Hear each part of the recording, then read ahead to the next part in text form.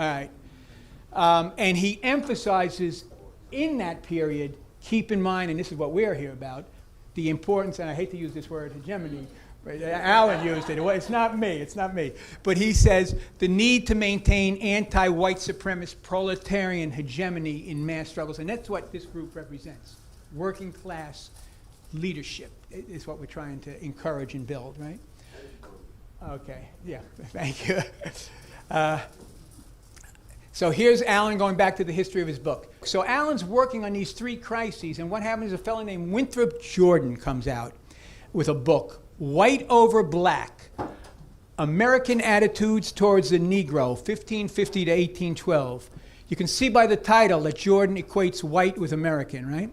And this book is the ideological response from the universities to the civil rights black liberation struggle. And the core of what Jordan argues is that white supremacy is just naturally the way white people are. Racism is innate, right? So Alan, as he sets about, he wants to go, this is what prompts him to go back to the 17th century to address that argument, because he thinks it's central to so much. But the two arguments that Alan's going to take on in his work, two key articles, are one, the idea that racism is innate, and the second, the idea that white workers benefit, right? So the first one is associated with Jordan. The second one is Morgan, who I mentioned earlier, Edmund Morgan, who writes about 17th century, 18th century Virginia, and this is the one, again, Michelle Alexander uses. But Morgan makes the argument that there were too few free, poor European Americans on hand to matter in the 18th century. That's not true. It's factually not true, and it's as if they're all getting promoted up out of the class.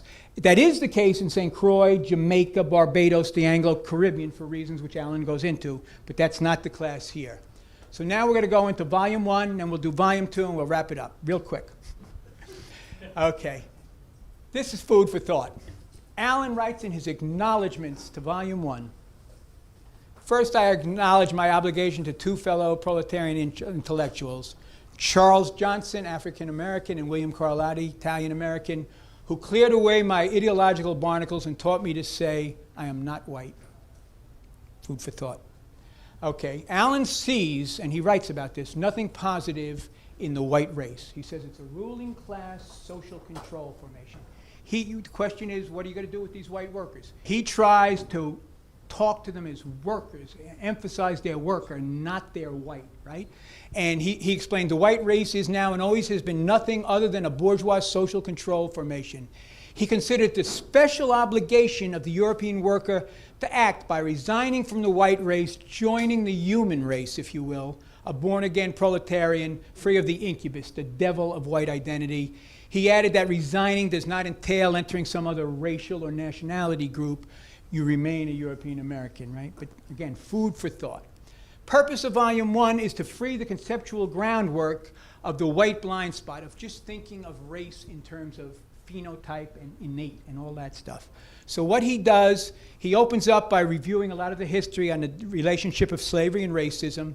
Of all the historians, he breaks them into two groups, psychocultural, Winthrop Jordan, etc., socioeconomic, Oscar and Mary Hanlon, Edmund Morgan, Eric Williams, Timothy Breen.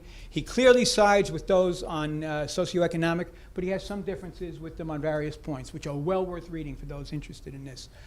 Of all the historians writing on this period, the one he likes most and is very similar to in all the analysis is Lerone Bennett Jr. People not familiar with Bennett, he's senior editor of Ebony magazine for many years. Before the Mayflower is a book people may have read. His book, Shaping of Black America, really deals with this, and he makes the same three arguments, essentially, that Alan does. Then Alan looks at some of the howling absurdities of race. He talks about how in colonial Latin America there was a tradition in some places for purchasing a royal certificate of whiteness. In Brazil it says money whitens, no such whitening in the US. Here's another example, 1890, Portuguese siblings, they come. One comes to British Guiana, right, current Guyana, and another comes to the US. And the one going to British Guiana would learn that he or she was not white, whereas the one coming to the US would learn that they are white. Cuba, this is a nice one, 1907, same year. Spanish are out, They still got their last census that they're completing. The U.S. has moved in.